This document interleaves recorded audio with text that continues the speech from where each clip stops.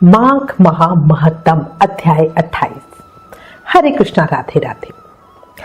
याद रखो, ईश्वर के लिए खर्च की गई कोई भी चीज बेकार नहीं जाती, चाहे वो समय हो, पैसा हो, सांस हो या संकल्प। इसलिए दिल खोलकर कर्म करो, यही साथ जाएगा, बाकी सब यही रह जाएगा।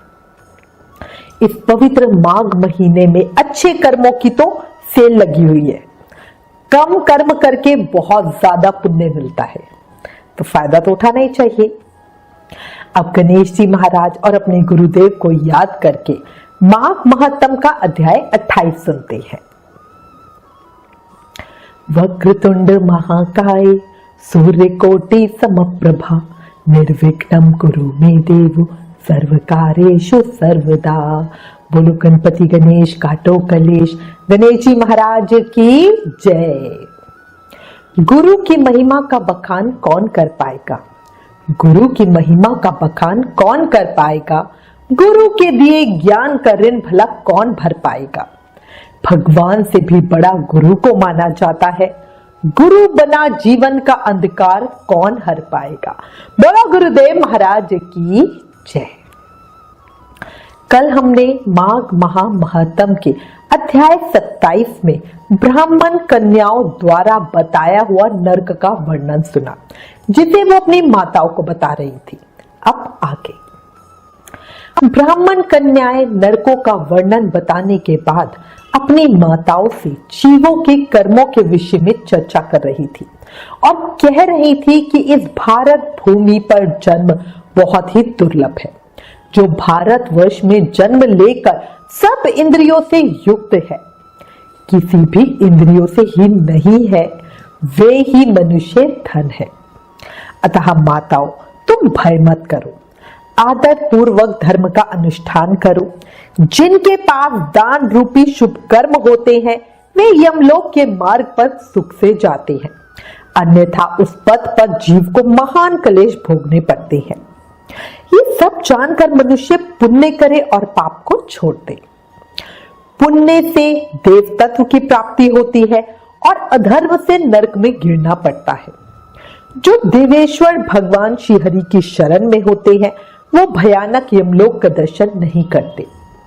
इसलिए हे प्रिय बंधुओं, यदि तुम लोग संसार बंधन से छुटकारा पाना चाहते हो, तो सच्चिदानंद स्वरूप परम देव श्री नारायण की आराधना करो। शरीर मृत्यु से जुड़ा है, जीवन भी चंचल है, धन राजा आदि से प्राप्त होने वाली बाधाओं से भरा हुआ है तथा संपत्ति क्षणभंगुर है। माताओं, क्या तुम नहीं जानती, आधी आयु तो नींद में चली जाती है, कुछ आयु भोजन आदि में समाप्त हो जाती है, कुछ बालकपन में, कुछ बुढ़ापे में और कुछ विषय भोगों के सेवन में ही बीत जाती है। फिर कितनी आयु लेकर तुम धर्म करोगी? बचपन और बुढ़ापे में तो भगवान के पूजन का अवसर नहीं प्राप्त होता, अतः इसी अवस्था में अहंकार शून्य होकर धर्म करो।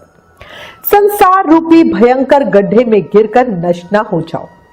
ये शरीर मृत्यु का घर है तथा आपत्तियों का सर्वश्रेष्ठ स्थान है। इतना ही नहीं, ये रोगों का भी निवास स्थान है और मल आदि से अत्यंत दूषित रहता है, गंदा रहता है। माताओं, फिर किस लिए इसे स्थिर समझकर तुम पाप करती हो? ये संसार नाना प्रकार के दुखों से भरा हुआ है, इस पे विश्वास नहीं करना चाहिए, क्योंकि एक दिन तुम्हारा निश्चय ही नाश होने वाला है। बंधुओं, तुम सब लोग सुनो, हम बिल्कुल सच्ची बात बता रही हैं। शरीर का नाश बिल्कुल निकट है, अतः श्री जनार्दन का नित्य पूजन अवश्य करना चाहिए। सदा ही श्री विष्णु भगवान की आराधना करते रहो। ये मानव जीवन अत्यंत दुर्लभ है। बंधुओं, विभिन्न योनियों में अरबों खरबों बार भटकने के बाद किसी तरह मनुष्य का शरीर प्राप्त होता है।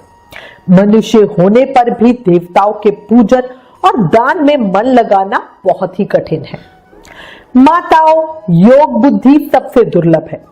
जो दुर्लभ मनुष्य शरीर को पाकर सदा ही श्रीहरि का पूजन नहीं करता, वह आप ही अपना विनाश करता है। उससे बढ़कर मूर्ख कौन होगा?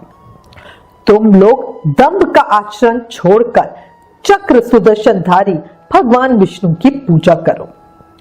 हम लोग बारंबार भुजाएं उठाकर तुम्हारे हित की बात कहती हैं। सर्वथा भक्ति पूर्वक भगवान विष्णु का पूजन करना चाहिए और मनुष्यों के साथ ईर्ष्या का भाव छोड़ देना चाहिए। सबके धारण करने वाले जगदीश्वर भगवान की आराधना किए बिना संसार सागर में डूबे हुए तुम सब लोग कैसे पार जाओगे?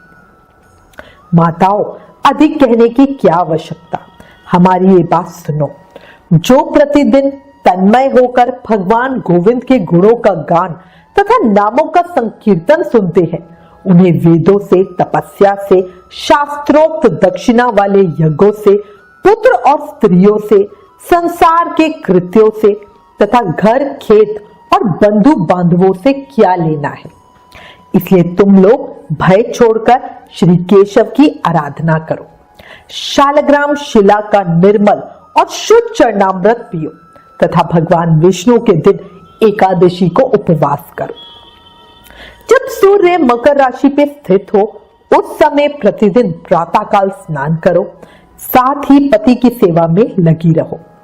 नरक का भय तो तुम्हें दूर से ही छोड़ देना चाहिए, क्योंकि सब पापों का नाश करने वाली परम पवित्र एकादशी तिथि प्रत्येक पक्ष में आती है।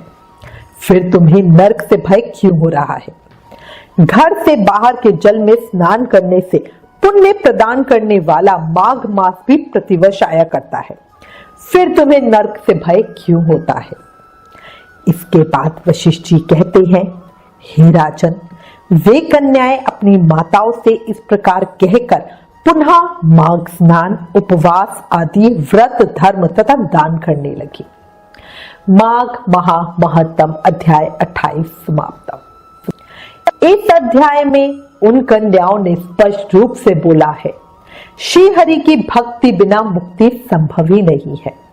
अभी भी समय है, ये मानव जीवन यूं ही व्यर्थ ना करो। जीवन क्षणभंगुर है, अभी है और अभी नहीं, तो क्यों कलयुग के लिए प्रपंच करें? विचार करो और हर समय, हर पल, हर सांस के साथ प्रेम से, मन से, भाव से जाप करते रहो। हरे कृष्ण कृष्ण कृष्ण हरे हरे, हरे राम राम राम हरे हरे। याद रख लो, कलयुग केवल नाम आधारा। सिर्फ नाम जाप से ही कृष्ण प्रेम, भक्ति, मुक्ति, शक्ति सब पाया जा सकता है। प्लीज माघ महत्तम की इन वीडियोस को ज्यादा से ज्यादा शेयर करें और माघ मास का प्रभाव सब लोगों को बताएं। ये भी एक सेवा है। Please like, share and subscribe. Thank you. Hare Krishna.